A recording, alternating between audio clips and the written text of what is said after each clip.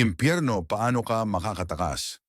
Ang impyerno, isang lugar ang apoy ay nangangalit, may kapighatian at matinding paghihirap.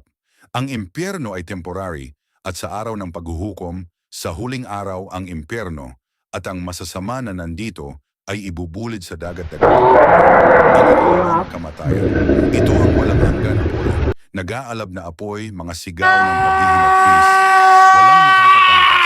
Hindi ito nilikha para sa tao, kundi para sa diablo at sa kanyang mga anghel. Subalit ang sinumang namumuhay sa kasalanan at tumatangging sumunod sa Diyos ay mapupunta rin dito. Isang lugar kung saan ang apoy ay hindi namamatay at ang paghihirap ay walang katapusan. Ngunit, tayo may pag-asa, hindi ito ang nais ng Diyos para sa iyo.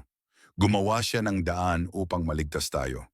Ipinadala niya si Hesukristo ang kanyang anak na namatay sa krus at muling nabuhay upang tubusin tayo mula sa kaparusahan ng kasalanan sa impyerno. Hindi ka ililigtas ng relihiyon o mabuting gawa mo sapagkat lahat tayo ay nagkasala at hindi umabot sa kaluwalhatian ng Diyos. Mayroon kang pagpipilian, magsisi at lumapit kay Kristo. Tanggapin siya bilang Panginoon at tagapagligtas. At matiyak ang buhay na walang hanggan, ngayon tatanggapin. Oo, ngayon ang kapatawaran, kaligtasan at buhay na walang hanggan. Huli na pagpatay ka na. Ang impyerno ay totoo, lalo na ang kaligtasan.